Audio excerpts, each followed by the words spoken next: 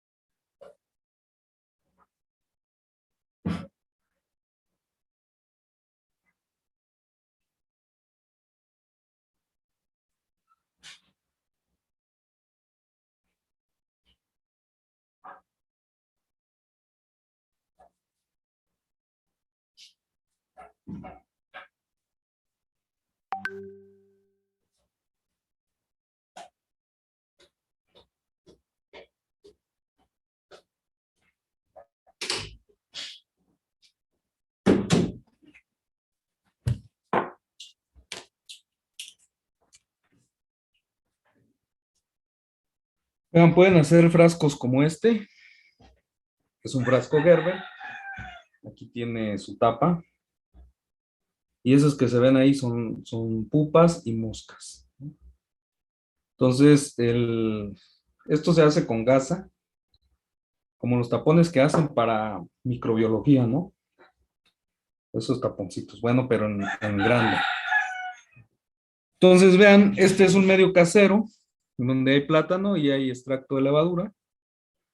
La levadura sirve con fuente de proteína, lo pueden tener con puro plátano, pero pues sí requiere la levadura, ¿no? La levadura, pues son cosas que pueden conseguir fácilmente en la tienda de la esquina, ¿no? Bueno, en los supers, como tiendas un poquito más grandes. Entonces, ¿qué es lo que van a hacer? Hay que empezar a observar el tipo de vida. Ustedes tienen ahí en Classroom el acceso a la práctica 1. Entonces pueden ir haciendo sus anotaciones, ¿no? Desde que pusieron los adultos aquí, hay que pasar los adultos aquí a este frasco para que tengan crías. Una vez que tengan los crías, hay que ver el ciclo de vida, ¿no? Cuando aparecen, cuánto tiempo pasó de que los adultos tuvieron crías. Las larvas las van a observar en el mismo frasco. Cuando ya se empieza a ver, empiezan a comerse cuando aparecieron las larvas, cuando se subieron las larvas al frasco y porque las larvitas inicialmente están acá abajo, en el medio, después se suben a las paredes de los frascos para hacerse las pupas. Pues, cada estadio lo van registrando, ¿no? Número de días, entre cada fase del ciclo. Pueden revisar la práctica 1 para irla trabajando, ¿no? Para irla adelantando. Entonces, este es su trabajo de alguna manera más práctico. Hasta que emerjan los adultos, ¿no? Entonces vamos a ver cuánto tardó aquí, cuánto tardó acá y cuánto tardó en emerger los adultos. Una vez que tengan esa información, bueno, pues no necesitarían más las larvas, ¿no? Esa es la única información que ustedes van a sacar en campo. No vamos a sacar más información en eso. Esos datos ustedes los van a tener en alguna tablita, ¿no? Además, les sugiero que pongan, si tienen por ahí, cómo medir la temperatura ambiental, seguramente para ver algunos lugares ustedes estarán en algún tiempo en algún lugar más frío, algunos en algún lugar más caliente. Entonces, es importante determinar la temperatura. ¿Por qué? Porque la temperatura influye. Si hay días calurosos, el ciclo se acelera. Si hay días fríos, el ciclo se hace más largo, ¿no? ¿Sí? Entonces, aunque vamos a formar equipos de trabajo en el laboratorio, después estos datos van a ser parte ya que tenemos la parte del ciclo de vida bien establecido en la mosquita. Simplemente en el laboratorio, pues vamos a ver lo de los medios de cultivo, que serían los medios de cultivo, pues, no de caseros, ¿no? Sino de laboratorio. Y también empezaremos a identificar algunas características morfológicas de la mosquita, ¿sí? Pero esta parte de campo es importante que pues ya nosotros la podamos tener. Ujú. Entonces, los equipos estarán conformados por 5 personas. Habrá equipos, son 5 equipos de 5 personas y un equipo de 4 personas. Ustedes los eligen como quieran, ¿no? Entonces, al final vamos a ver, esto va a ser un anexo a la práctica, va a ser un reporte por equipo y los voy a evaluar, la parte de laboratorio se los voy a evaluar por reportes, ¿ok? Van a tener 2 cosas voy a evaluar en el laboratorio, el reporte y la bitácora. Ustedes tienen que tener una libreta de laboratorio. Normalmente es una libreta de pasta dura, tipo francesa o italiana. O si quieren hacer una libreta más gruesa, pues también venden por ahí, ¿no? Yo una vez por ahí compré una libreta bastante gruesa, no la tengo por ahí, saben, Sara. Pero no lo he vuelto a ver y esas son libretas muy buenas. Pero bueno, pueden usar una de este tipo, prácticas de laboratorio de genética, ¿no? El reporte es por equipo, pero el registro de datos es individual. ¿Ok? En algún momento yo voy a tener que recogerles esta libreta para evaluarlas, ¿no? Entonces, en cada uno de los experimentos, acuérdese, ya les dieron técnicas de laboratorio y campo. Quiero que se apeguen a esos principios de laboratorio y campo. Sobre todo cuando van al campo, esta sería su parte de campo, fecha de colecta, ¿no? Condiciones de los colectas, dónde los colectamos, con todo lo que es de campo. En el laboratorio ustedes van a identificar pues también su fecha, su práctica, etcétera. Todos los datos que van obteniendo lo van sacando de la parte en su bitácora. ¿Alguna duda? Si tienen dudas de cómo hacer la práctica 1, pues ahí está en el Classroom, ¿no? Ya tenemos las prácticas ahí en el Classroom. No sé si tengan alguna duda. Yo tengo alguna duda, nada más para ver si estoy entendiendo. Sí, Entonces, ¿vamos a ir a la facultad o no? O sea, ¿va a ser no, presencial en algún punto? ahorita no. Tenemos planeado hacerlo presencial. Bueno, esos son los planes, ¿no? Pero quién sabe cambie. En algún punto tendrán que ir al laboratorio y pero en grupos reducidos. Hasta ahorita es la expectativa. Entonces esperemos que se pueda, por ejemplo, ir al laboratorio. Ahora que ya todos están vacunados, pues es más fácil ir, trabajar con grupos pequeños. Pero eso va a depender de la coordinación de la universidad, etcétera, etcétera, ¿no? Pero nosotros tenemos que estar planeando estas partes prácticas, sobre todo en jornadas de esfuerzos, ¿no? Entonces, podríamos alternarnos, ¿no? En 2 equipos por sesión y así estar alternando. 2 equipos serían 10 personas, pueden estar ahí trabajando, ¿no? Entonces, más o menos, esa es la idea que tenemos para la parte práctica. No sé si quedó dudas, Miguel. No, gracias. Ok. Pero Es- por lo pronto vamos a adelantarnos a los hechos, ¿no? Sobre todo porque pues estas cosas son medias tardadas, entonces eso es lo que vamos a hacer. Pero ustedes tienen que tener esta parte de campo, porque esa pues sí no la podemos esperar, ¿no? Ustedes pueden irla trabajando. Seguramente la parte práctica será en noviembre, entonces ya para noviembre ustedes tienen que tener estos datos. Profe, y por ejemplo, el lugar de colecta podría ser nuestra cocina. Sí, ahí hay bastante. Ah, ok, va. Sería interesante Gracias. que si tienen por ahí algún modo de ir a algún campo, sobre todo donde hay frutas, ¿no? Ahorita donde hay tunas o ese tipo de cosas, ahí hay bastantes mosquitas. Ok. Pero sí, en casa ahí están ahorita, ¿no? Antes de que se vayan por el frío. Profe, y por esa parte también yo tenía duda. Ajá. Como dice Mónica, si los atrapamos en nuestra casa o en general en donde sea, ¿cómo estamos seguros que la especie es Drosophila melanogaster? Bueno, hay otra especie, este, que va a caer ahí, ¿no? Que es una mosca, lo pueden ver por la morfología de la mosca. Entonces, chequen un poco la parte uno y ahí pueden ver las características de Drosophila, ¿no? Obviamente la otra mosca que hay es una mosca muy negra que tiene los ojos marrones, pero es más grande. Y las pupas son bien grandes a comparación de la Drosophila, ¿no? Hay otras que son de campo que son más pequeñas, ¿no? Pero final de cuentas siguen siendo drosófilas, nada más que lo que cambia es la especie y es melanogaster, ¿no? Entonces, prácticamente, lo que también pueden hacer es guardar esa colecta. ¿Qué quiere decir? Estarla recultivando hasta que lleguemos al laboratorio y ver, pues, qué moscas traen, ¿no?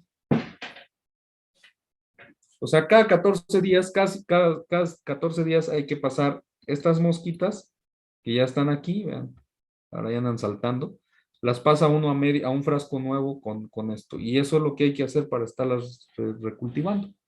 Simplemente pasar unas mosquitas de un lugar a otro, ¿no? Sí, Fernando. ¿Y cómo se pasan para que no se te vayan volando por ahí? Bueno, hay un método muy sencillo donde, permítanme, deja traigo mis frascos.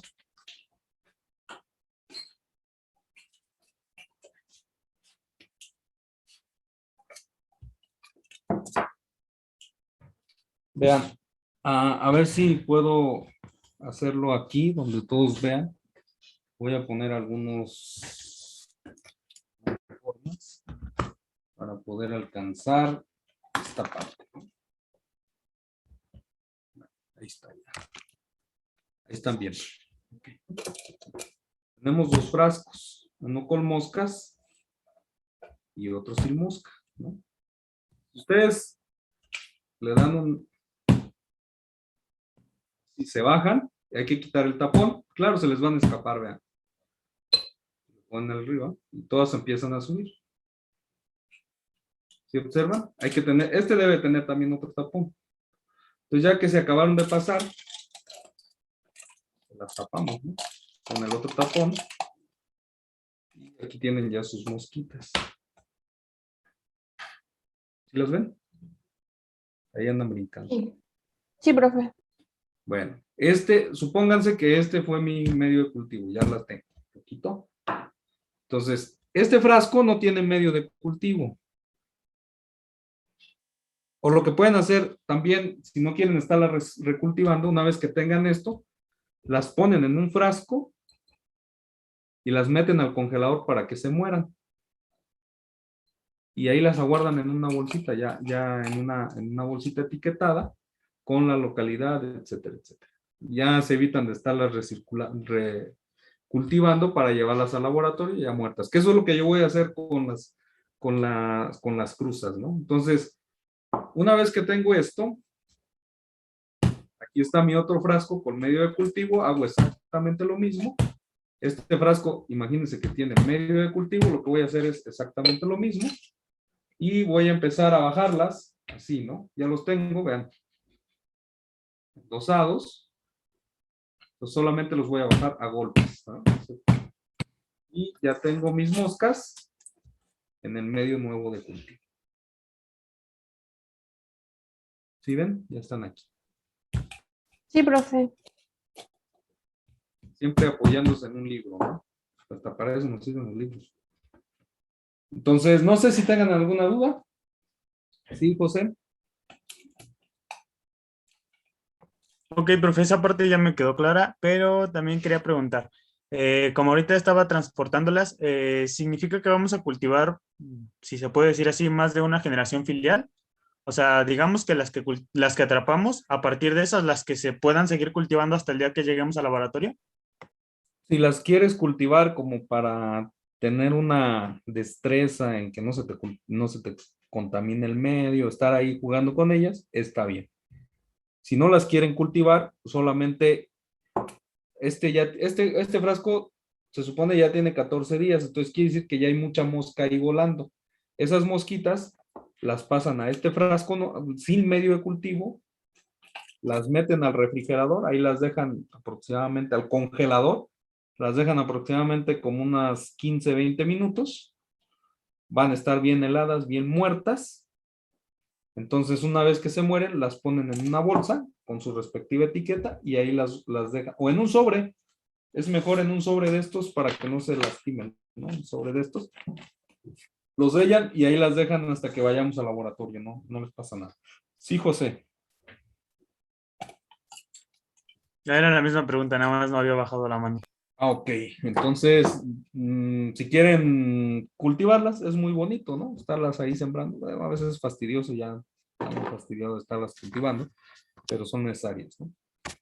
Entonces, no sé si quieran ver ahí la forma.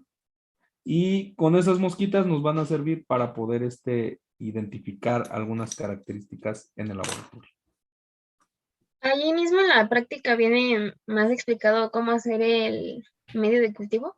Sí. Ok. Ahí viene bien explicado el pro, ¿no? Y el casero. De hecho, no necesitan más que puro plátano con vinagre, ¿no? Claro, si no le ponen fuente de proteína, la producción de cría va a ser menor, ¿no? Si le ponen fuente de proteína, en este caso la levadura, ponen un montón. Entonces, ahí ustedes ya las pueden observar, ¿no? Características, tienen dimorfismo sexual, podemos separar machos y hembras, que es algo muy importante para la hora de la selección de las cruzas, ¿no? No sé si tengan alguna duda hasta aquí. Toman estos datos, entonces registran cuántas moscas metieron.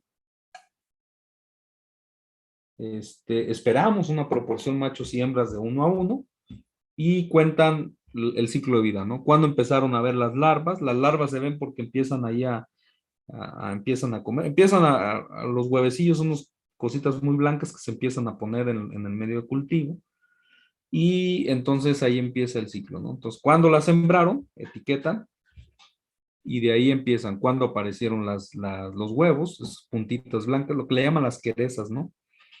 Cuando aparecieron las querezas en las mosquitas, y después cuando aparecieron las larvas ya se ven muy dinámicas.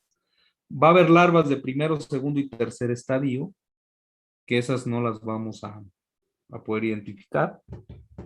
Seguramente cuando yo lleve los cultivos, sí las vamos a identificar, ¿no? Hay larvas de primero, segundo y tercer estadio. Las larvas de tercer estadio las podemos poner, son las que empiezan a subir, ¿no? Al frasco. Empiezan ahí a subir a las paredes del frasco, hacia acá arriba, para después convertirse en pupas, ¿no? Entonces, las larvas de tercer estadio sí las pueden reconocer porque son las que empiezan a subir, ¿no? Al frasquito. Entonces, ahí ustedes toman datos. Después, cuando se hicieron pupas y cuándo emergieron las moscas de la pupa. No sé si tengan alguna duda más. Eso es todo lo que tienen que hacer de la práctica 1. Por lo pronto, cuando estemos en el laboratorio, podremos continuar con lo demás.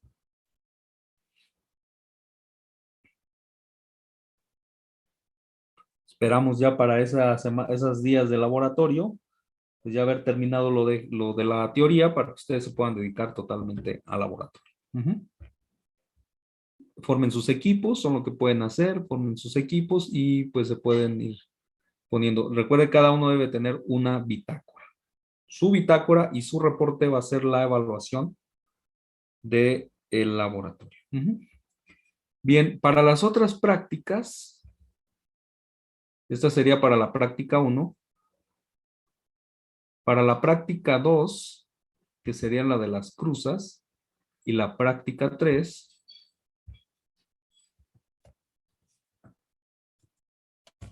es lo que hicimos con los dados, pero ahora lo vamos a hacer con moscas, en la práctica 2. Y la práctica 3 es herencia ligada al X, ¿no?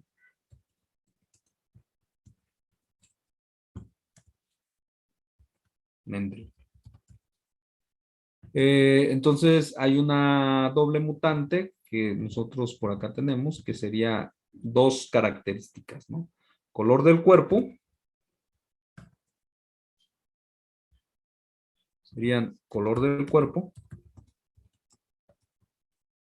y la forma del ala.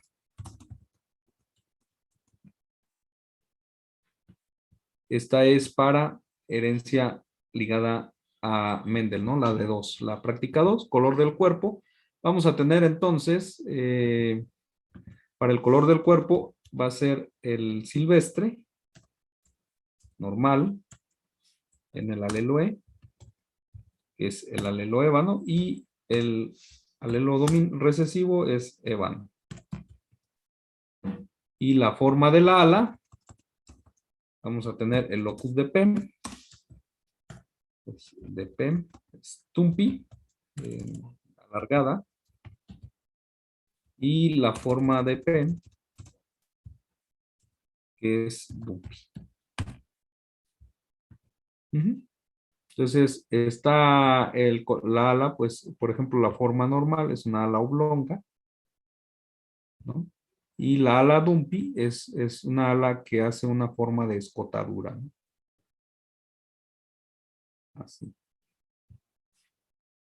Sí, Mónica.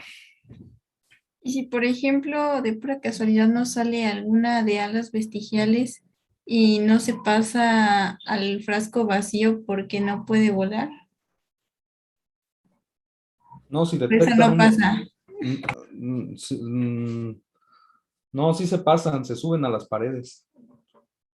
Si detectan un mutante, estaría de lujo, ¿no? Si detectan una mosca que sería la Drosophila Suzuki, que tiene una mancha negra en la ala, también estaría de lujo, ¿no? Que la pudieran colectar.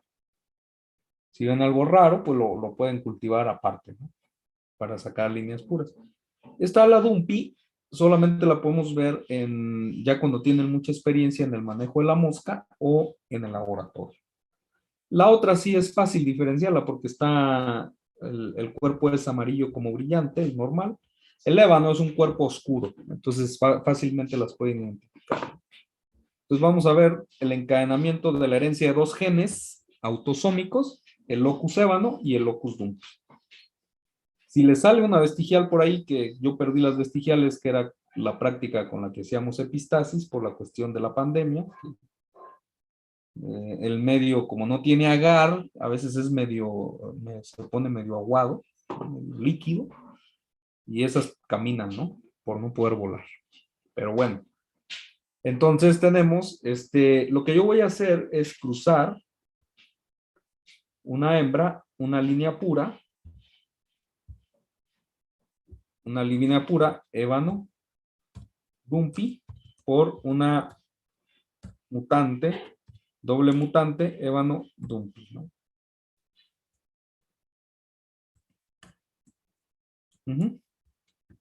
Eso es lo que yo voy a hacer. Voy a poner hembras y machos en un frasco.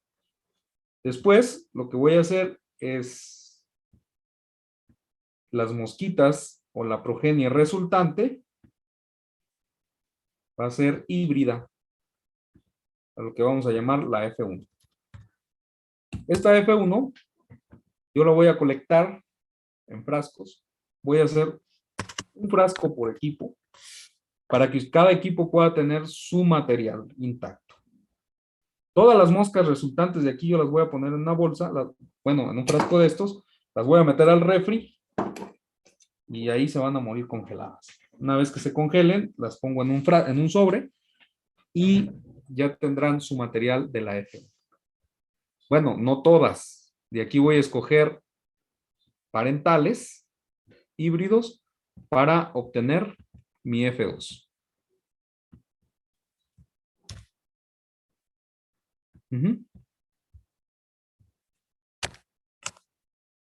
Entonces, esta F2, exactamente voy a hacer lo mismo. Y ustedes tendrán su sobre de F1. Cada equipo tendrá un sobre de F1 y un sobre de F2. ¿Qué vamos a hacer? ¿Qué van a hacer ustedes una vez que tengan un microscopio, un estereoscopio en la mano?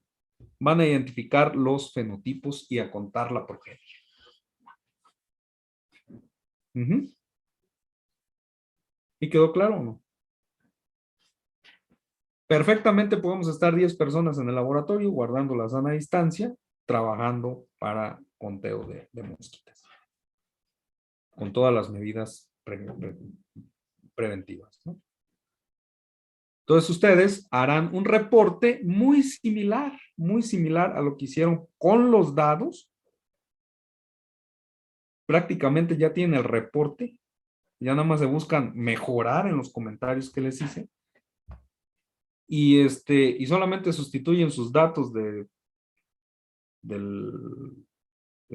los chícharos por las mosquitas. Y ya está su reporte, ¿no? En prácticas pasadas, esta era la misma práctica, ¿no? De hecho, si ustedes acceden a la práctica número 2, van a ver que parte de la práctica era usar moscas vivas y parte de la práctica era la simulación de datos.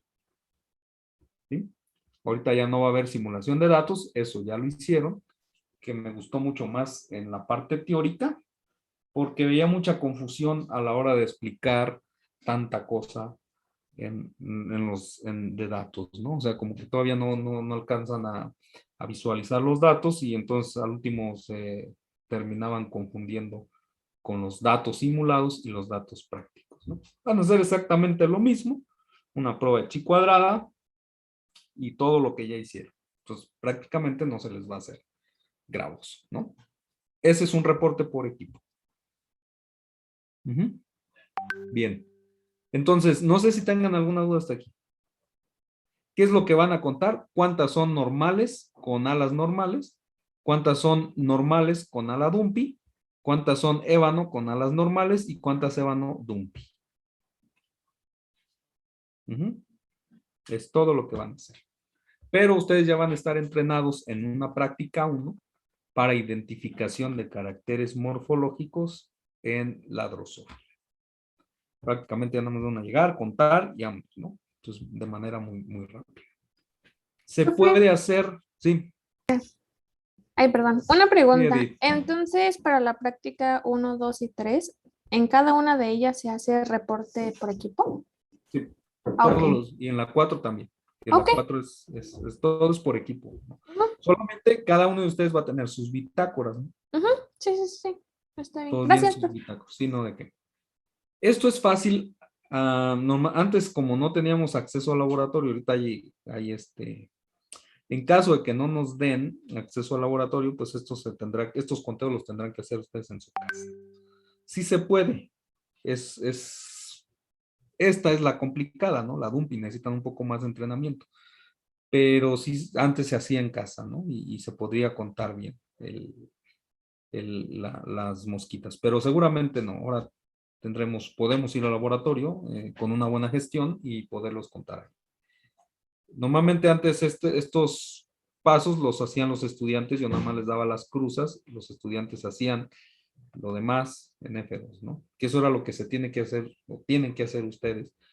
Pero creo que sí es más factible que yo lo haga y a ustedes solamente se les dé los resultados, ¿no?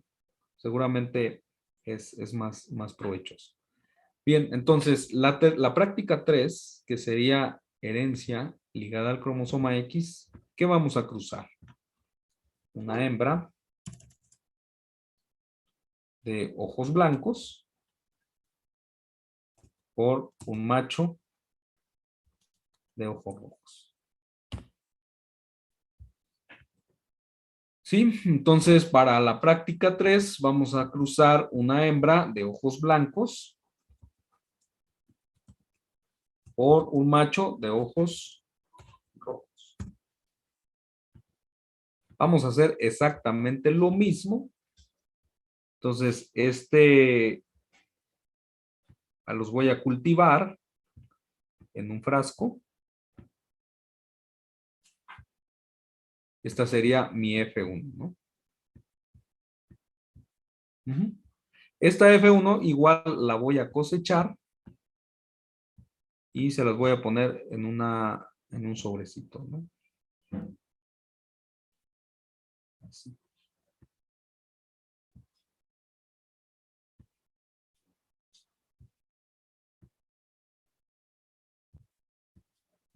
Aquí va a estar su sobrecito con su etiqueta, ¿no?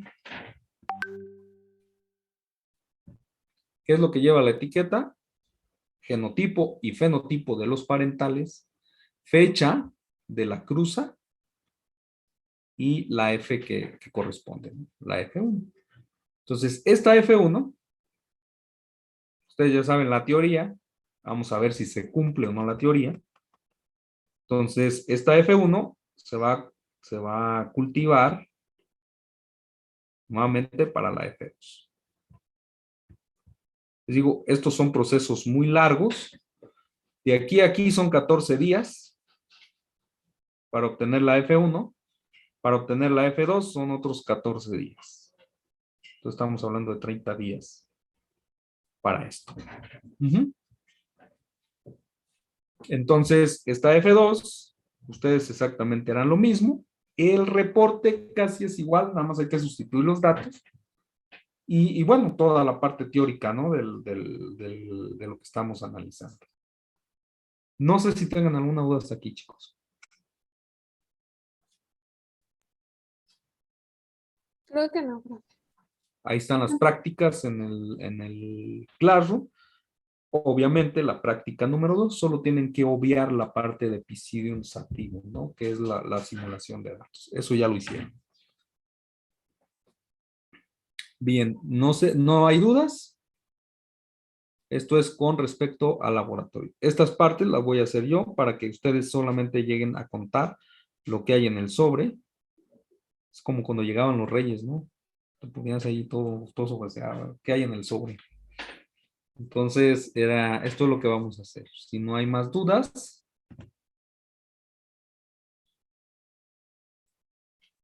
Bueno, ¿no tienen dudas? Ahorita no, ¿verdad? Todo tranquilo. Bien. ¿Por qué es importante conocer las características? Porque, bueno, los fenotipos están basados en características visibles, en características propias de alguna de las estructuras, ¿no? Donde ahí vamos a tener la parte de los mutantes, ¿no? Entonces, vamos a conocer los mutantes, obviamente. En la práctica 1 ustedes van a conocer la mosca silvestre, van a conocer la mosca ébano, van a conocer la mosca guay, van a conocer la mosca dumpy, y ustedes tienen que, en la práctica 1, a aprender a diferenciar entre sexos, tienen que aprender a diferenciar entre sexos, entre mutantes, etcétera, etcétera, ¿no? Los exámenes no creo que podamos tener un examen de laboratorio, al menos que se requiera, pero no creo, ¿no? Los laboratorios, los exámenes son prácticos, simplemente les pone diferentes microscopios con diferentes organismos y ustedes llenan una hoja, ¿no? ¿Qué es lo que vieron ahí? Y cada van llenando, ¿no? Microscopio 1, ¿qué es lo que vieron? Una mosca dumpy, una mosca ébano, una mosca. Cuestiones características, ¿no? ¿Qué estás viendo ahí en Poca? Pero creo que estos tiempos de pandemia nos han permitido eso, así es que, pues yo creo que con los reportes, los reportes y la bitácora, las bitácoras hagan todo, ¿no? Anotaciones, dibujos, gráficos, lo que quieran, pero con su puño y letra. Entonces, yo las voy a revisar, más los reportes, y esa será su calificación de laboratorio. Su 30% de laboratorio. No sé si hay más dudas. Yo creo que con esto podemos empezar a trabajar, ¿verdad? Ustedes pueden empezar a trabajar con sus colectas, tienen ingenio para las colectas, pueden desarrollar lo aprendido, y el asunto es que puedan determinar bien el ciclo de vida y tomar la temperatura en la cual están trabajando, ¿no? Temperatura ambiente. Bien, entonces vamos a dar, ¿les parece unos 5 minutos para iniciar mientras asimilan la información? A la 1 podemos iniciar avanzar un poco en la parte teórica, ¿no? Sobre todo porque, pues, seguramente en la parte práctica tendremos que utilizar las horas de teoría para poder hacer una práctica maratónica, ¿no? Entonces, a la 1 nos vemos, ¿va? Sí, Ok, profe. profe. Bueno.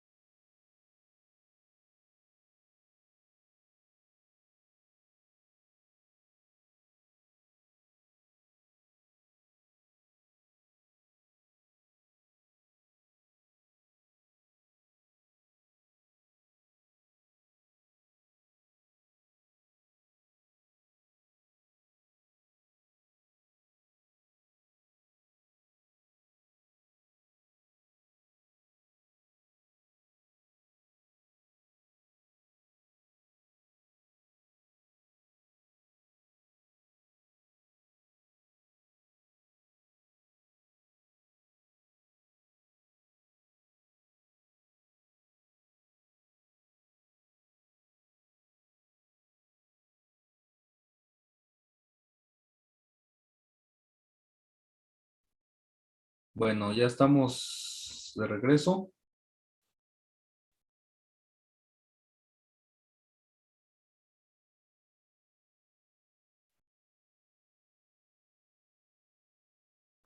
Ya estamos todos por acá. Vamos a continuar con lo que empezamos a ver la clase pasada. ¿Se acuerdan acerca de pues, empezar a meternos un poco en la contextualización del el material genético, el ADN? Recuerden que veíamos de los cromosomas. Los cromosomas son la parte que constituye a los genes, ¿no? Son propios formas estructurales de los genes. Entonces, el cromosoma está compuesto por genes, los genes están compuestos por ADN y proteínas, ¿no? Entonces, el gen, pues es realmente material genético, es la unidad básica de la herencia transmisible. Los genes constitutivamente, pues tienen una estructura muy básica, ¿no? Estamos hablando de sus regiones reguladoras, de sus regiones de transcripción. Tiene una estructura sofisticada donde va a permitir la interacción con la molécula que va a decodificar la información genética, en este caso el ARN. El asunto es que podemos tener el alelo A, el alelo B, en algún cromosoma, en algún locus, una posición prácticamente propia del cromosoma, pero pues va a depender de qué factores se pueden, de los mecanismos de factores, aquellos factores que se puedan expresar. Entonces, no solo es que esté constitutivamente el gen como tal, sino también factores de regulación genética, ¿no? ¿Qué es lo que va a permitir que un gen se exprese? En este caso es la expresión. Vamos a ver que lleva ciertos procesos, que inicia con la transcripción. Hay una molécula que transcribe ese material genético, ¿no? Entonces es como cuando ustedes les dejan una tarea, cuando estábamos en el pizarrón, el profesor es el ADN que tiene la información en el pizarrón, ¿no? Ustedes son el ARN que va a transcribir esa información y lo van a llevar a un resultado. Entonces el resultado de esa información serían la traducción, ¿no? La proteína. Para eso, pues debemos entender este diagrama, que es el dogma central de la biología molecular, ¿no? Ya que pues nosotros o los genetistas, esta parte en sí pues es lo que nosotros vamos a conocer como genética molecular. La genética molecular tiene varias variantes o asociaciones, ¿no? Una de ellas es con la biotecnología para formar un híbrido que se va a llamar ingeniería genética, ¿no? Entonces, la ingeniería genética es algo sin precedentes, donde los factores éticos, como ustedes, seguramente muchos de ustedes me los expresaron en el video, ¿no? En la explicación de este video del mapeo. Pero faltó hacer el ejercicio también, retomando esta tarea del mapeo genético del video que ustedes vieron, es que nos clavamos, ¿no? Con la parte médica, cuando hay muchos otros factores biológicos que nos pueden permitir entender, utilizar el mapeo genético para poder usarlo en la práctica, ¿no? Sobre todo ahora que estamos estudiando también especiación de tipo simpátrica. Por ahí hay un proyecto con unas especies simpátricas donde son peces, ¿no? Normalmente yo trabajo con peces y organismos acuáticos. Queremos buscar señales de recombinación genética en estas especies putativas simpátricas, ya que hemos hecho toda la parte filogeográfica y de genética de poblaciones y no hay evidencia de lo que nos dice la morfología, ¿no? Morfológicamente podemos separar 9 especies. 4 de ellas están viviendo en simpatría en un lago, seguramente lo conocen, el lago de Chapala, y 3 de ellas están viviendo simpátricas en otro lago, que es el lago de Pascua. Morfológicamente las podemos ver diferentes, sobre todo en la parte de la estructura trófica, de lo que se alimentan. Pero genéticamente no hay indicios de que O sea, el único indicio que dice la genética es que hay una sola especie, ¿no? Con 3 morfos diferentes. Entonces, ahorita algo de lo que queremos hacer o evaluar, pues es efectivamente buscar, ya hay algunas secuencias, hay un trabajo de secuenciación, nueva generación, y este trabajo pues también refuerza esas hipótesis, ¿no? De que hay grupos genéticos que se separan entre los lagos, que es alopatría, que es algo totalmente normal o de percibir, porque son cuencas que han estado aisladas más de 1 millón de años, ¿no? Entonces, lógico que esperemos segregación genética entre lagos, ¿no? O sea, entre los lagos, pero no dentro de los lagos, algo que no hemos visto, ¿no? Entonces, ahora, con estas secuencias o partes de la secuenciación RAC-seq, que son sitios de restricción asociados a ADN, lo que buscamos o pretendemos hacer es prácticamente buscar recombinación genética para probar la hipótesis de una sola especie, ¿no? Si en estos 3 morfos encontramos genes que se están recombinando, pues quiere decir que hay un fenómeno de entrecruzamiento, ¿no? Con lo cual podemos refutar la hipótesis de simpatría, ¿no? Sin ningún problema, este artículo es un artículo con un potencial evolutivo acerca de la especiación simpátrica, ya que la teoría nos dice, uno de los ejemplos más bonitos de especiación simpátrica son los de los lagos africanos, el lago Tanganyika y el lago Victoria, y hay otro lago que no recuerdo cómo se llama, donde los cíclidos sí tienen una segregación trófica en base a los nichos y hay una radiación adaptativa, ¿no? Entonces, hay otras aproximaciones para poder utilizar la recombinación. Lo primero que tenemos que hacer es mapear los loci que ya se secuenciaron, buscar los loci que estén cerca o situados en la región, en una región contigua de los mismos cromosomas, y entonces hacer todos los análisis de recombinación para las especies, ¿no? De Chapala y de Frasco. Si vemos eventos de recombinación, podemos suponer que es la misma cosa, ¿no? Solamente que se están diferenciando en morfoespecies.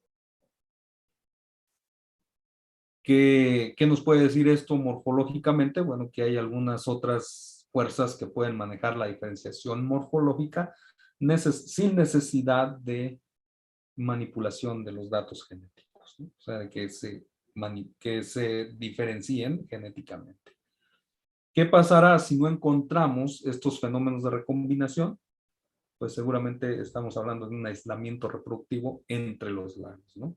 Solamente que no hemos hallado los datos moleculares que son concluyentes para ver esa segregación genética dentro de los sistemas lacustres, ¿no? Pues hay otras cosas más importantes que estar jugando con la medicina médica o con la parte médica hacia la recombinación, ¿no? O sea, solo se los comento para que vean que hay otras formas biológicamente donde podemos ver la utilidad de la recombinación y del mapeo genético, ¿no? Sobre todo, una de las cosas en las cuales yo trabajo, pues es la microevolución a nivel genético o lo que llamamos, ¿no? La formación de las nuevas, cómo surgen las nuevas especies.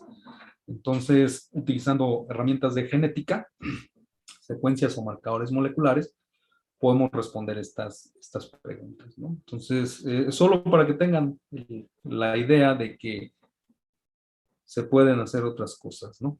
Diferentes a lo que es la parte médica. La parte médica, como ustedes ya los pusieron, pues es la ayuda, no tanto es, o sea, las pruebas de paternidad, etcétera, eso, análisis de pedigrís, sino también, sobre todo, el gran potencial que tienen, pues es en las enfermedades emergentes genéticas. Sobre todo ahora con los cambios ambientales o la mayor radiación ultravioleta que está llegando a la Tierra, seguramente va a haber alteraciones bastante complejas en mutaciones, que se van a ver reflejadas en mutaciones en el ADN de los componentes biológicos. Y sobre todo, pues, de los humanos, ¿no? Que emergentemente habrá enfermedades genéticas. Entonces, pues, simplemente evitar ese tipo de cosas son muy, muy buenas, ¿no? Porque, híjole, es bastante este tipo de cosas, enfermedades genéticas, sobre todo, pues, cuando se pueden dar tratamientos o no se pueden corregir estos errores, ¿no? En el producto génico. Entonces, entendiendo todo esto, podemos hacer muchísimas cosas, podemos responder muchísimas preguntas a nivel biológico. Sobre todo mi idea de la clase, mi idea de la genética no es que les apasione la genética médica, ¿no? Mi idea es que les apasione la genética biológica. Desde un punto de vista biológico, respondamos preguntas biológicas. Y no solo eso, sino que también podamos incidir en las cuestiones éticas, porque ustedes ya vieron o ya me plantearon por ahí que el trabajo sobre todo de ingeniería genética o derivados de la parte de los genes, como el CRISPR, ¿no? ¿Qué tan bueno no es meter las manos hacia edición de genes, ¿no? Cuando no sabemos nada de cómo carambas va a funcionar ese gen, ¿no? Es cuando ustedes ven un toro mansito y dicen, se les antoja porque está bonito, se le quieren subir, ¿no? Y como se ve mansito, no saben cómo va a responder ese toro, ¿no? Entonces puede responder, o cuando acarician un perro que está por ahí en la calle, que es mansito, ¿no?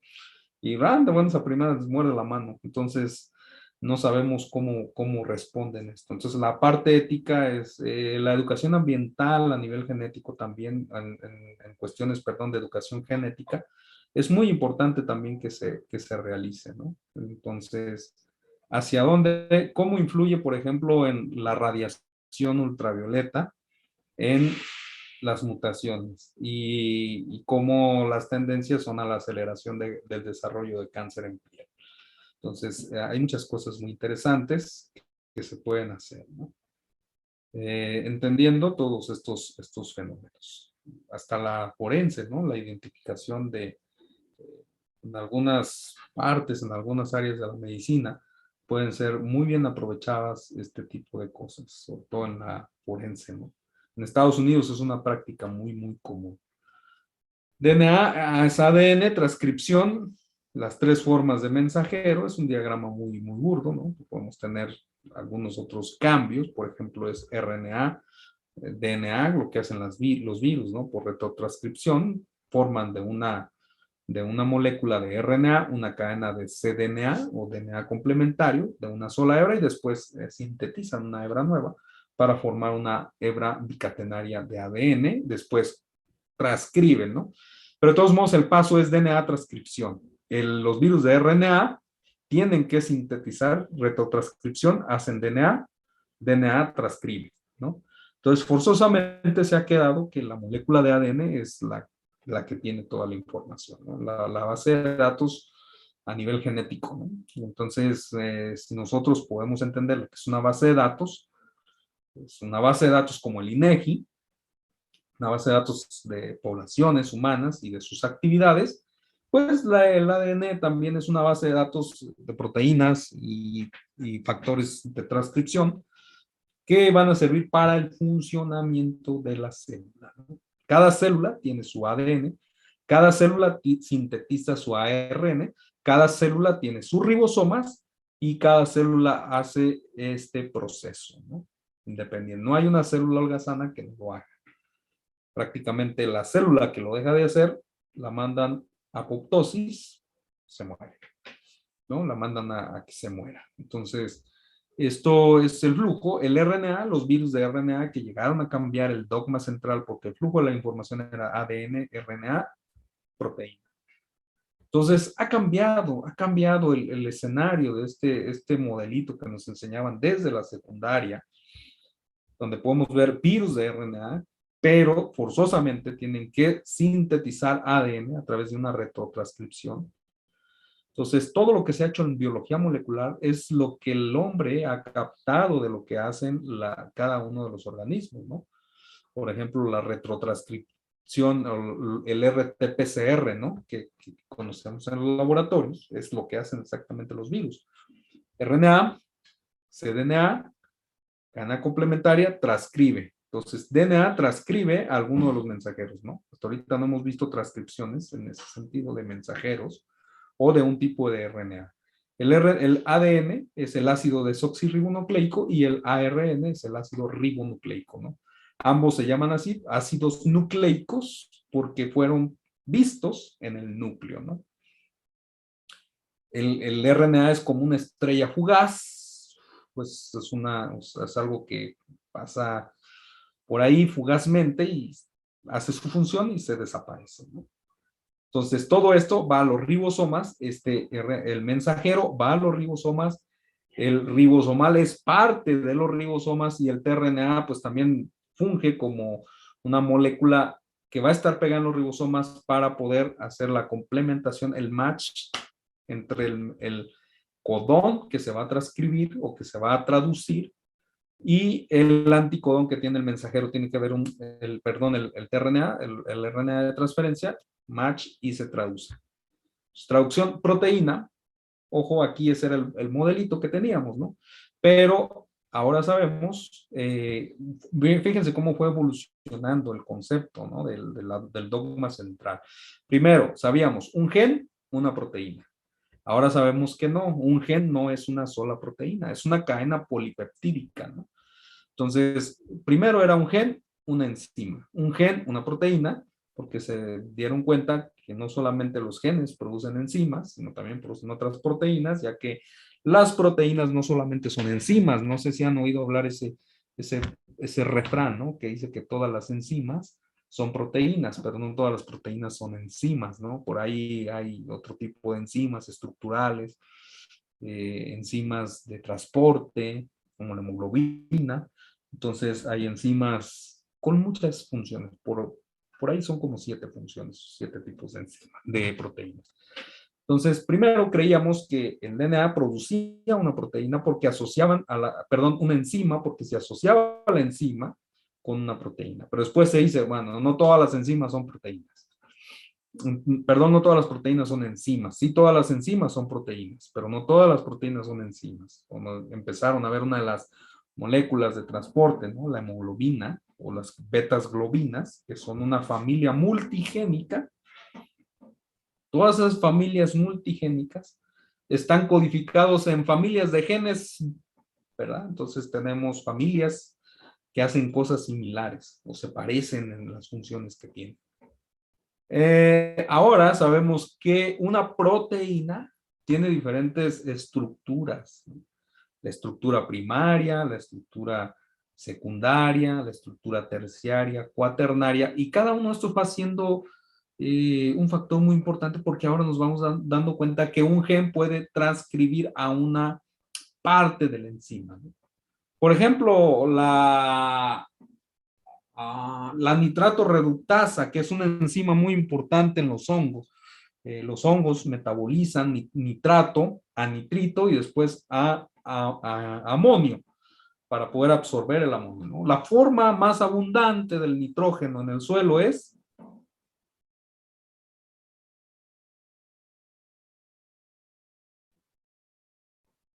¿cuál?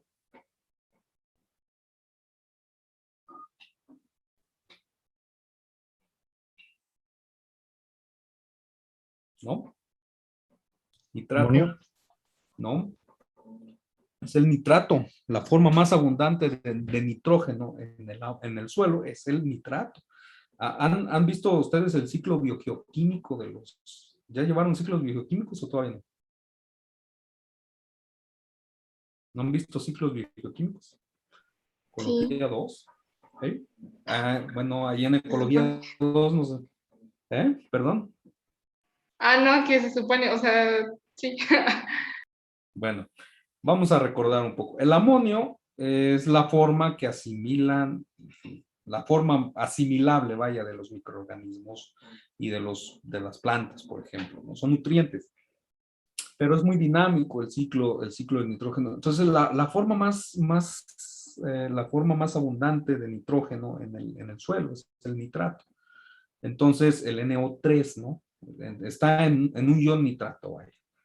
Entonces, la enzima que va a catabolizar, que va a metabolizar ese nitrato, va a hacer una transformación a nitrito y después la nitrito reductasa va a ayudar para hacer una transformación a amonio.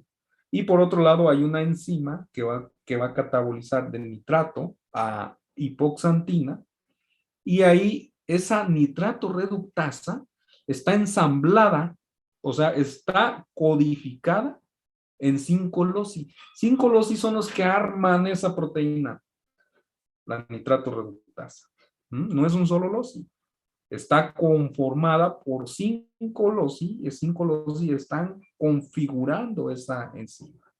¿Y me explico? Entonces, llegamos a la conclusión que un gen es igual a una cadena polipeptídica, ¿no? Recuerde que las dimensiones, la estructura primaria de una proteína es la cadena lineal de aminoácidos. Después van a empezar a formar diferentes polipéptidos que van a empezar a tomar configuraciones diferentes para armar las diferentes formas de las proteínas, ¿no?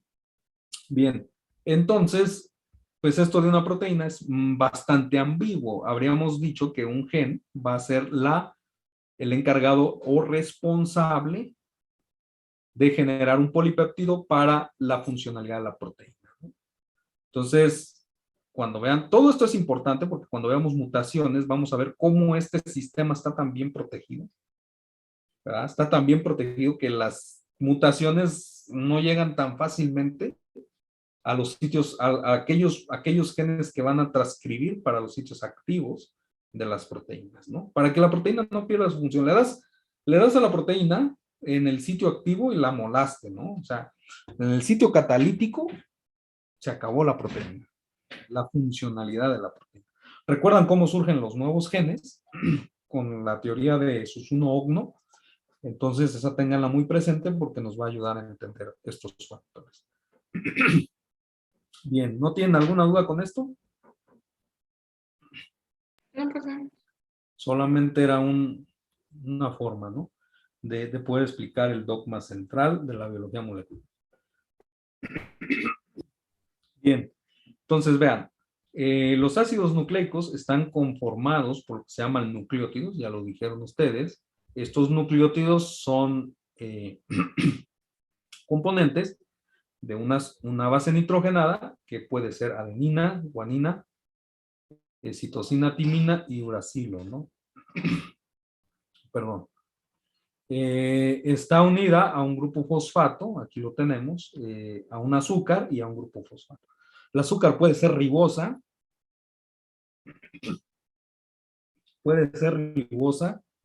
o desoxirribosa, ¿no? Permítanme tantito porque ya me atoré.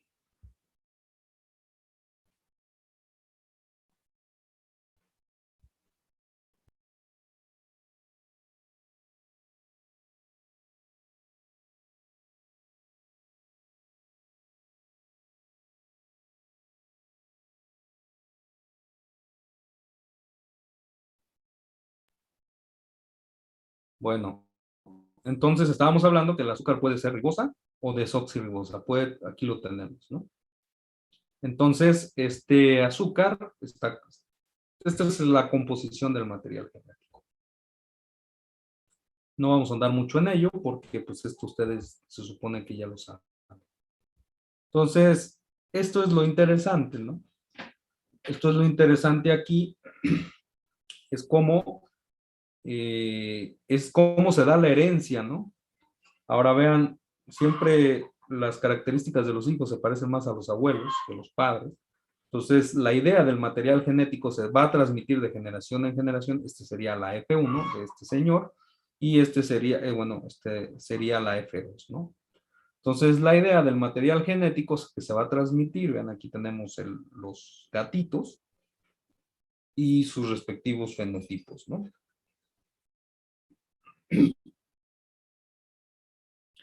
Que se va a generar de padres a hijos. Esto ya lo vimos, es lo que habíamos visto en herencia mendeliana, pero la idea de que moléculas estuvieran encargadas de estos procesos no se conocía. Estamos hablando de las moléculas del ADN, del RNA, y toda esta interacción que vimos en la parte anterior, ¿no? Entonces, la creencia, las investigaciones de las biomoléculas a fines del siglo XIX, pues era muy vaga, ¿no?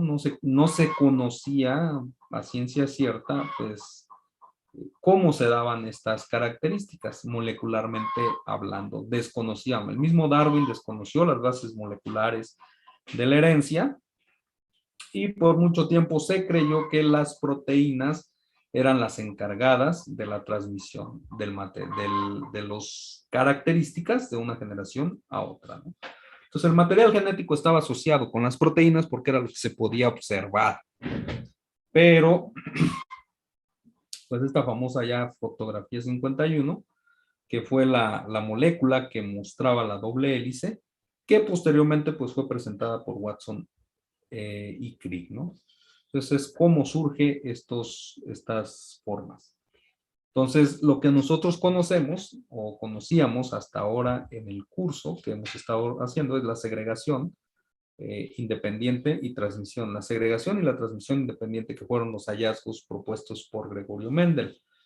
No tenemos ninguna duda de que este es un alelo dominante y este es un alelo recesivo. Sabemos que los gametos se van a segregar en la meiosis y se van a segregar independientemente, ¿no? Para formar entonces una generación híbrida que tenga las dos características, tanto de papá como de mamá, con sus formas alternativas.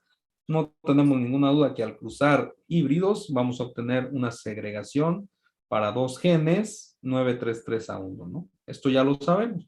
Esto es un fenómeno de ligamiento, ¿no? Cuando los locus o los loci están ligados, pues se heredan de manera conjunta. No hay esta transmisión independiente, ¿no? ¿Qué quiere decir? Que si B y A están ligados, B y A van a ir al mismo gameto.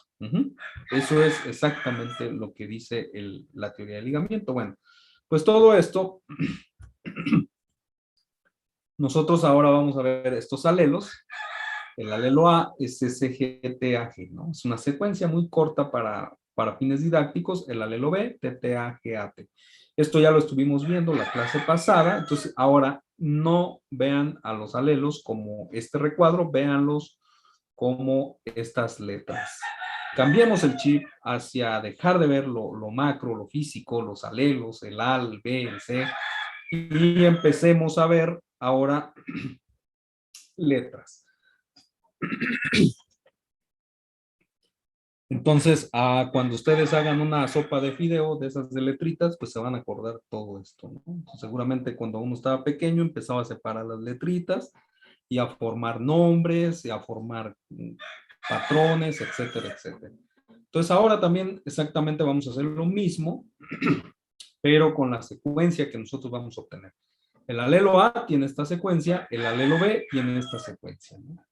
Entonces, ahora, el alelo A minúsculo, que sería el alelo recesivo, vean, hay un cambio de una T por una G en la tercera posición. Acá tenemos en el alelo B un cambio de una C por una A en la tercera posición.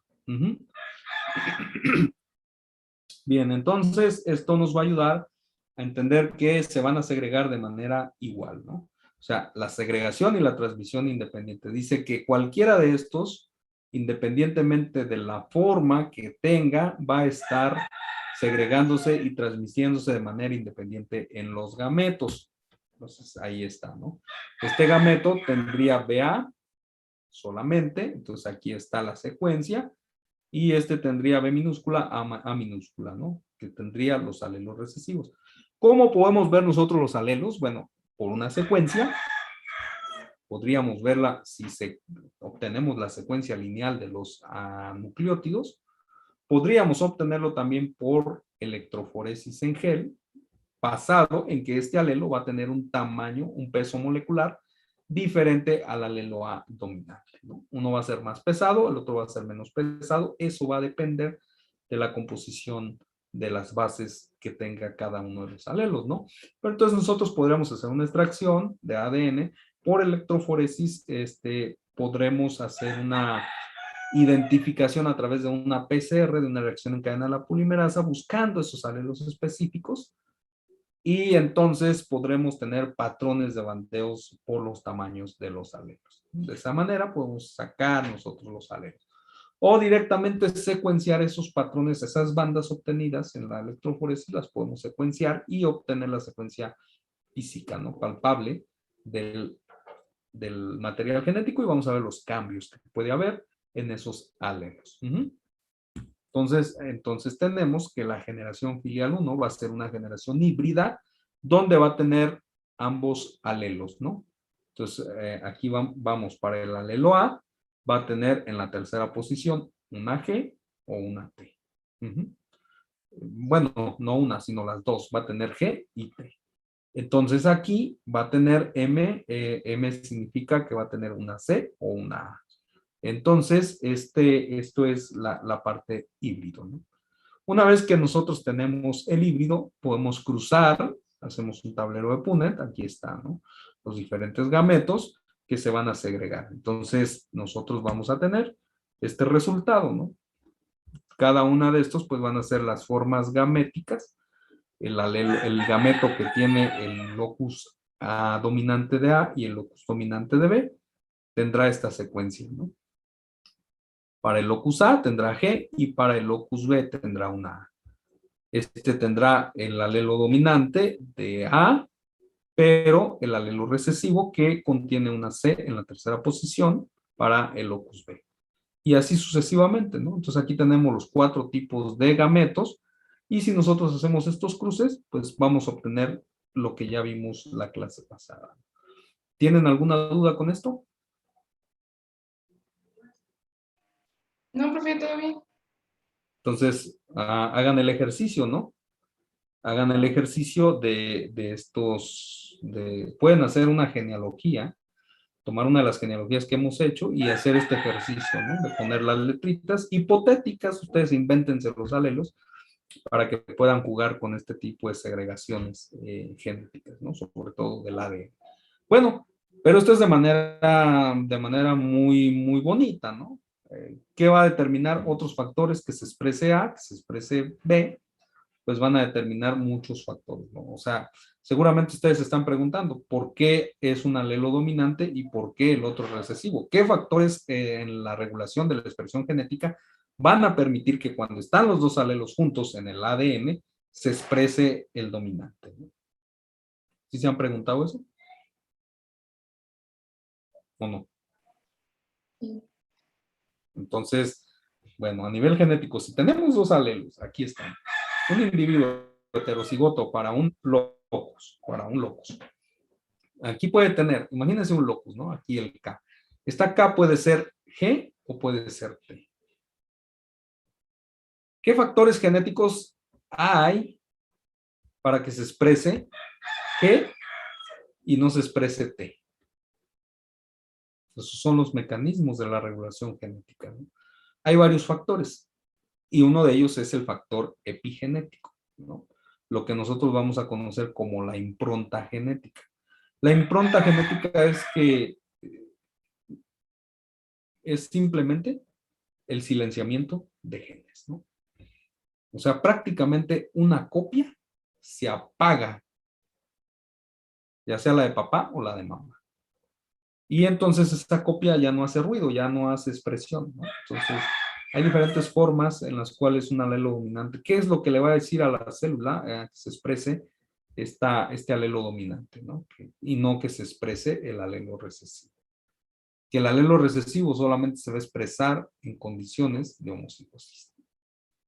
Entonces, esas preguntas pues son importantes, ¿no? Poder hacerlas para la hora de ver expresión genética, pues podamos responder, ¿no? ¿Qué hace que un gen se exprese? Entonces, eso es harina de otro costal, ¿no? Entonces, estos grandes investigadores, pues, dieron mucha ventaja en el conocimiento del ADN como la molécula estrella. Tenemos a Rosalind Franklin y a Watson y Crick, ¿no? Rosalind Franklin, que era una dama que logró ver esta micrografía, la famosa radiografía 51, donde observaba el ADN, ¿no? Por cristalografía, es una técnica molecular. Si ustedes quieren aprender más de técnicas moleculares, bueno, hay optativas, hay orientadoras que los van a ayudar a incursionar más en estos métodos, ¿no? Aquí no vamos a discutir métodos, es más teórico. Watson y Crick, perdón, replantean esta molécula de la doble hélice, ¿no? es de los peldaños de la vida, donde se van acomodando en base pues a lo que ya vimos nosotros, a esto, ¿no? Se acomodan en base a los grupos fosfatos, se une con un azúcar y el azúcar se une con la base nitrogenada. Las bases nitrogenadas, que pueden ser púricas o pirimidinas, van en base a la estructura molecular del anillo que tienen esas moléculas, ¿no? Como la adenina, tiene dobles anillos, y la guanina. Entonces, la timina y la citosina, pues son moléculas muy similares, ¿no? Entonces, estas se aparean entre sí, por ejemplo, la guanina con la citosina por 3 puentes de hidrógeno y la adenina con la timina por 2 puentes de hidrógeno. En el ácido ribonucleico, pues tenemos uracilo en lugar de timina, ya que es una molécula muy similar, ¿no? Solamente cambian en algunas configuraciones. Se ha visto también que hay otras moléculas, sobre todo los mutágenos, producen variantes de estas moléculas, ¿no? Y es por eso que ocurren las mutaciones, porque parecen ser moléculas muy similares y se logran aparear, ¿no? Se logran incrustar en la secuencia del ADN. Entonces, eso es lo que nosotros estamos observando. Pero, ¿cuál fue los experimentos? Estos sí los vamos a ver, aunque ya son un poco viejitos, pero son los experimentos de Griffin, de Avery y colaboradores. Son experimentos que ayudan a entender al ADN como la molécula de la herencia, que eso es lo que nosotros vamos a ver. Entonces tenemos el experimento de Griffin. Él tenía, un microbiólogo, tenía conocimiento de su modelo de estudio, que fue la bacteria Diplococcus pneumonia, ahora conocida como Streptococcus pneumonia, causante de la neumonía, ¿no? Él alcanzaba a observar dos tipos o dos fenotipos. Unos eran los fenotipos lisos y los fenotipos rugosos. Entonces estaba observando dos tipos de colonias rugosas y colonias lisas. Resulta que una de las cepas, en este caso la cepa lisa, era virulenta, causaba neumonía. La cepa rugosa simplemente no causaba ni un resfriado, ¿no? Entonces, había cepas virulentas que causaban neumonía y estas colonias se les denominó serotipos 3S. ¿Cuál era la diferencia entre estas dos colonias? La diferencia estribaba en las cápsulas de polisacáridos que se formaban, ¿no? Mientras que las colonias lisas presentaban esta cápsula de polisacáridos aquí, que ahora sabemos que son codificadas por genes, mientras las cepas no virulentas, las cepas rugosas, no causaban neumonía, no presentaban cápsulas de polisacáridos y formaban colonias rugosas.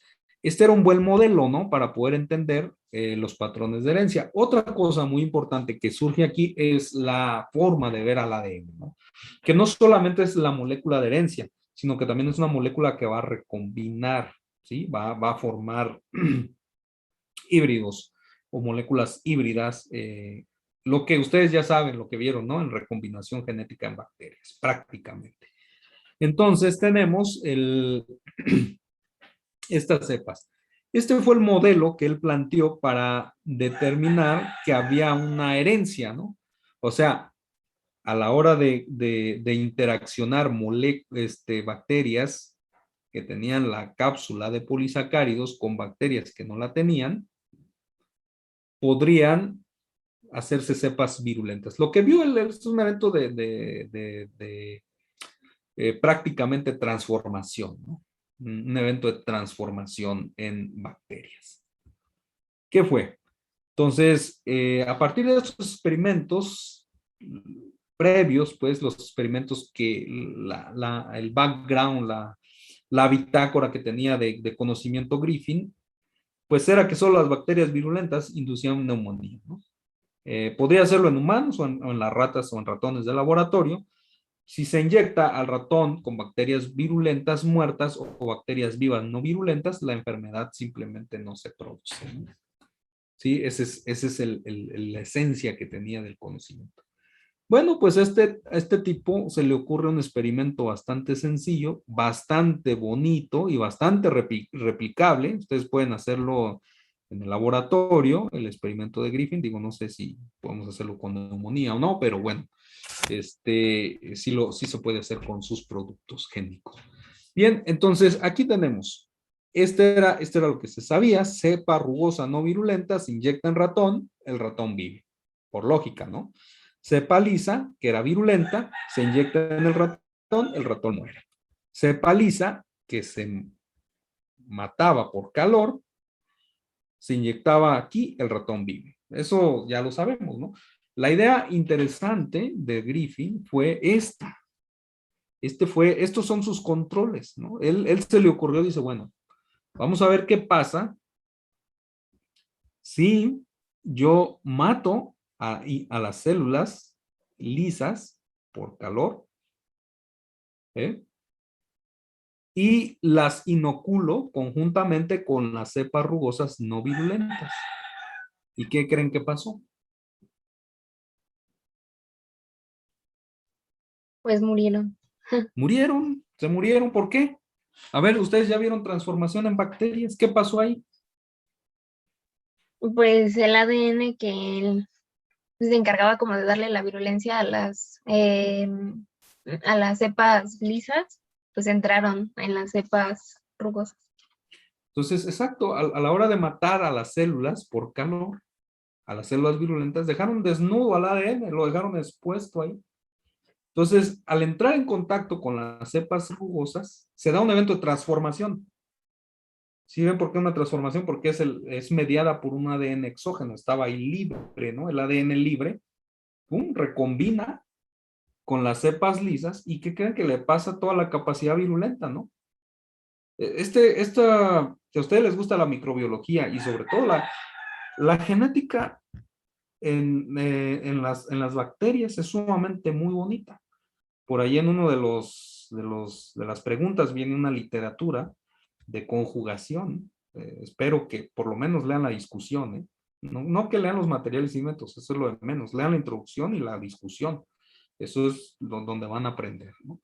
Materiales y métodos a lo mejor ni van a entender qué es lo que están haciendo. Pero entonces, es algo muy bonito. ¿Por qué?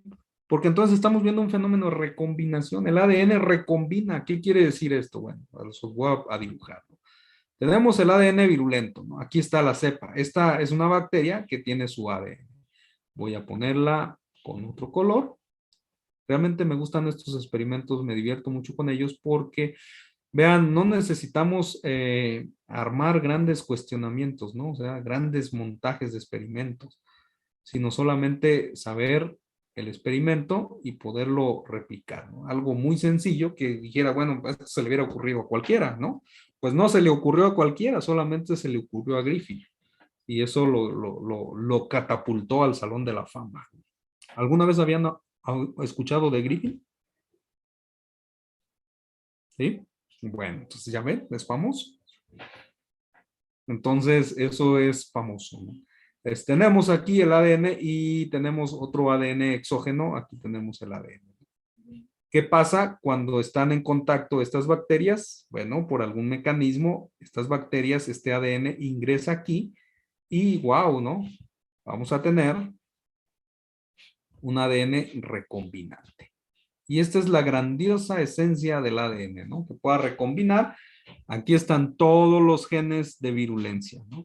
Probablemente no fue así, ¿no? Sino fue en los plásmidos, no sé, hay bastantes cosas interesantes ahí, sobre todo los plásmidos, que son ADN extracromosómico, que son los que van ganando genes, podían matar las bacterias, ¿no? Es un experimento sencillo, un experimento muy bonito, pero, claro, aquí no nos dice que fue el ADN. Ahorita nosotros lo sabemos, ¿no? Pero Griffin con este experimento no nos dice que el ADN es el encargado de este proceso. Solamente nos deja ver que hay factores hereditarios que se pueden pasar de generación en generación. Aquí nace el principio transformante. Eso fue lo que dedujo Griffin y dijo, aquí hay un principio transformante. Y wow, tenemos la transformación. Entonces es algo muy bonito, sumamente. Entonces, el análisis post-mortem, o sea, le hicieron la necropsia de ley para el experimento al ratoncito muerto y vivieron grandes cantidades de células serotipo lisas, virulentas, vivas. Es muy bonito el experimento, ¿no? Esto es lo que hizo Griffin. ¿Ya habían escuchado este experimento o no? ¿Sí? Sí, en biología molecular. Bueno, entonces ahí está, ¿no? Todos recuerdan este experimento. No lo vamos a explicar más. Entonces, solamente vamos a ver la conclusión de que las bacterias muertas por calor eran de alguna manera responsables de convertir las células no virulentas en virulentas, ¿no? De alguna manera podían sintetizar la capa de polisacáridos para poderse convertir en virulentas y después matar a los ratones. Pero aquí esto es lo que pasó, ¿no?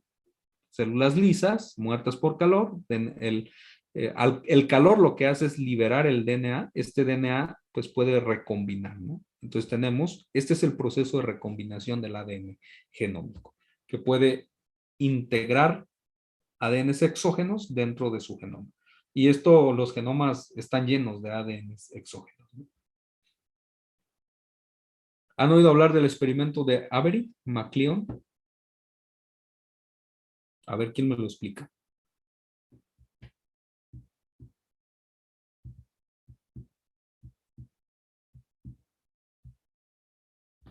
Es el experimento, recuerden, Griffin no dijo solamente más que era el principio transformante, ¿no?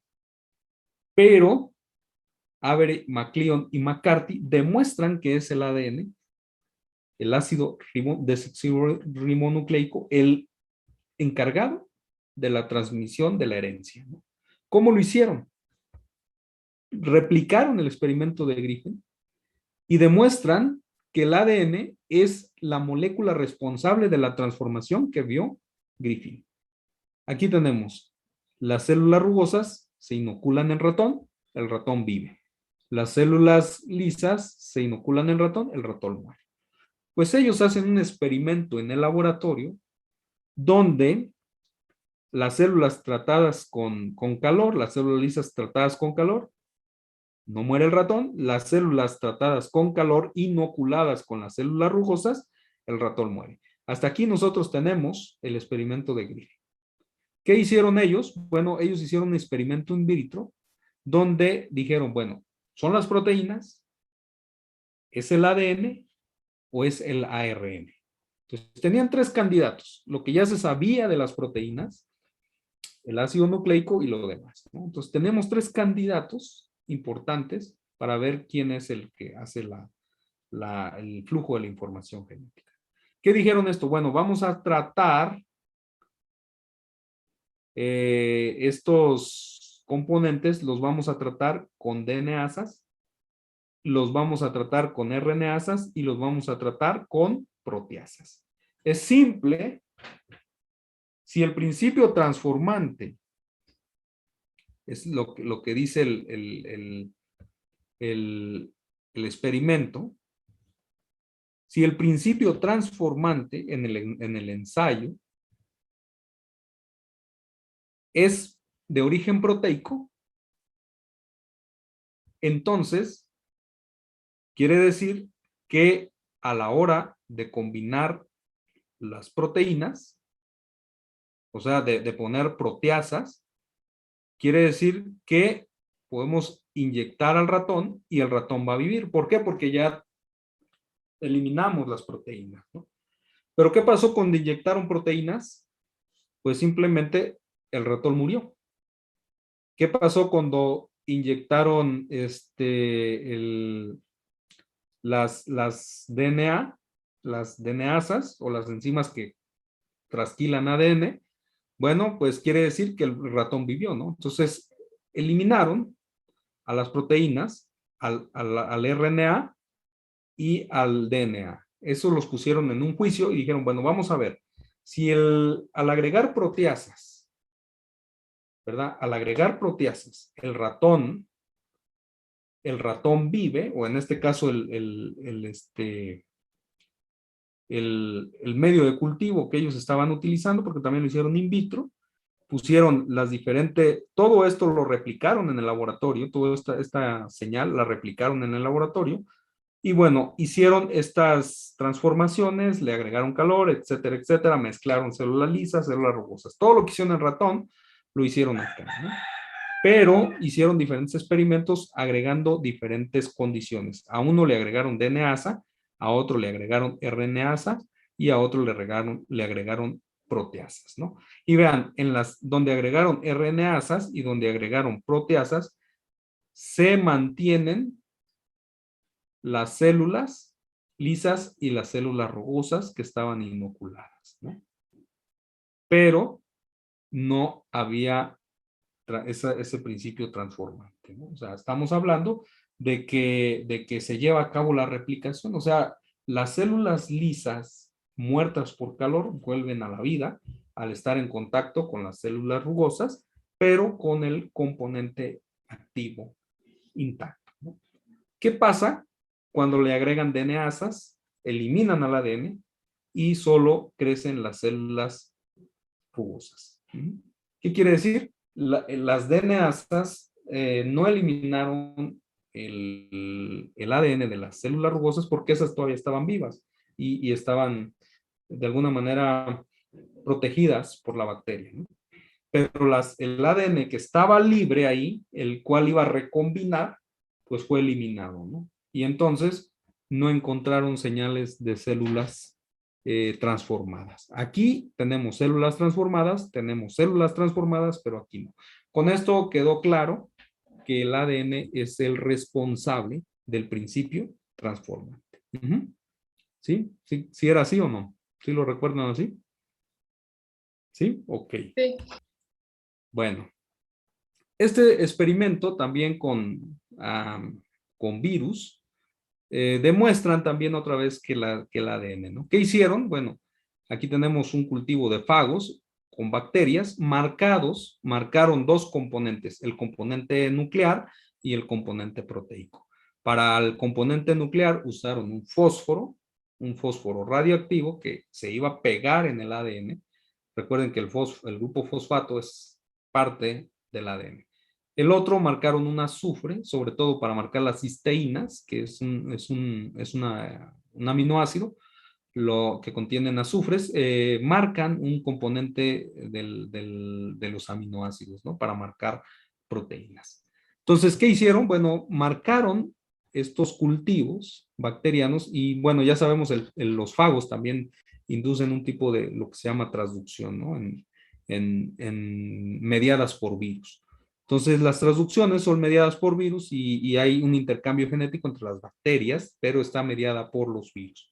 Entonces, los nuevos fagos, ya los fagos, vean, este fago que se replicó en las bacterias ya tiene marcado el núcleo con fósforo radioactivo y este fago que está aquí tiene marcada la cápside. Uno era dirigido a ácidos nucleicos y el otro a cápsides, que es a proteínas. Entonces, después, estos fagos obtenidos aquí ya transformados, con material genético del fósforo, los metieron aquí a nuevos cultivos con nuevas bacterias y observaban las nuevas progenies de fagos y observaron que los fagos que estaban marcados con el fósforo radioactivo, estaba esa misma marca en la progenie.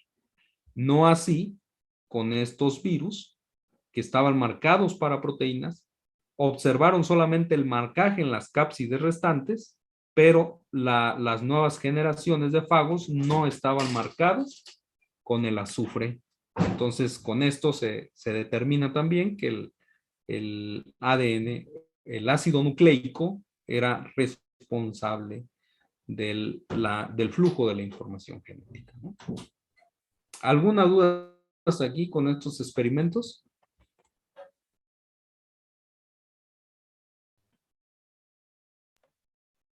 No, profe. ¿No? Entonces, estos fueron los experimentos que llevaron a la comprensión, no solamente de Griffin, saca el principio transformante, ahora sabemos esta gran capacidad que tiene el ADN de recombinar, ¿no? Entonces, es así como nos damos cuenta, y hay aportes muy interesantes acerca de que el ADN o el ácido nucleico es el encargado del almacenaje, del flujo de la información genética. Entonces, así es como se van pasando los alelos de generaciones en generaciones. De padres a hijos en las progenies, etcétera, etcétera. Bien, no sé si tengan alguna duda.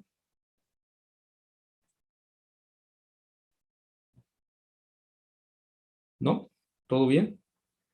Sí, Sí, sí, todo profe. bien. Bueno, entonces, si no hay dudas, nos vemos el próximo lunes. Tengan un excelente fin de semana.